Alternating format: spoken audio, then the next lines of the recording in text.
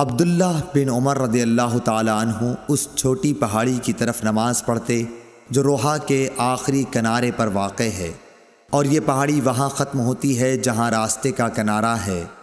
اس مسجد کے قریب جو اس کے اور روحا کے آخری حصے کے بیچ میں ہے، مکے کو جاتے ہوئے اب وہاں ایک مسجد بن گئی ہے۔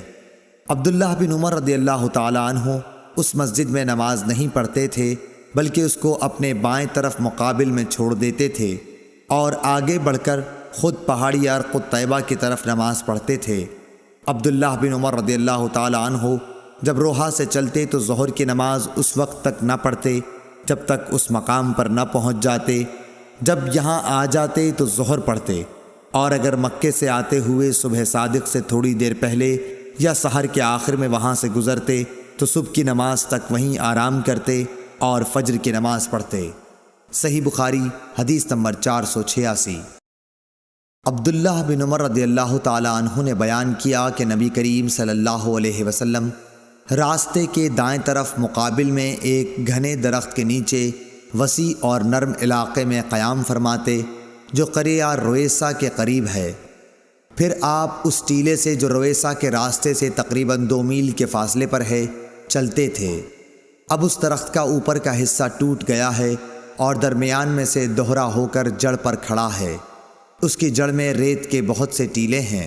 صحیح بخاری حدیث نمبر 487۔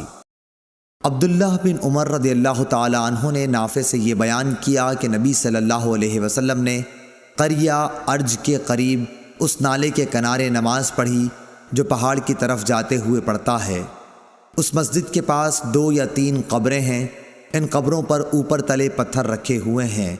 راستے کے دائیں جانب ان بڑے پتھروں کے پاس جو راستے میں ہیں، ان کے درمیان میں ہو کر نماز پڑھی۔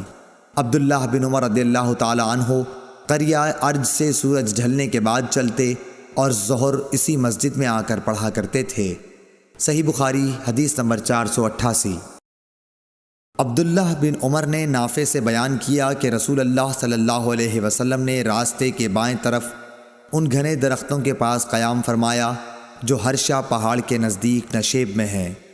یہ ڈھلوان جگہ ہرشا کے ایک کنارے سے ملی ہوئی ہے۔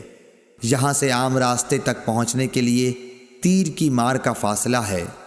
عبداللہ بن عمر رضی اللہ تعالی عنہ اس بڑے درخت کی طرف نماز پڑھتے تھے جو ان تمام درختوں میں راستے سے سب سے زیادہ نزدیک ہے، اور سب سے لمبا درخت بھی یہی ہے۔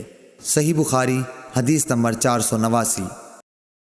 عبداللہ بن عمر رضی اللہ تعالی عنہ نے بیان کیا کہ نبی کریم صلی اللہ علیہ وسلم اس نالے میں اترا کرتے تھے جو وادی مر الظہر ان کے نشیب میں ہے۔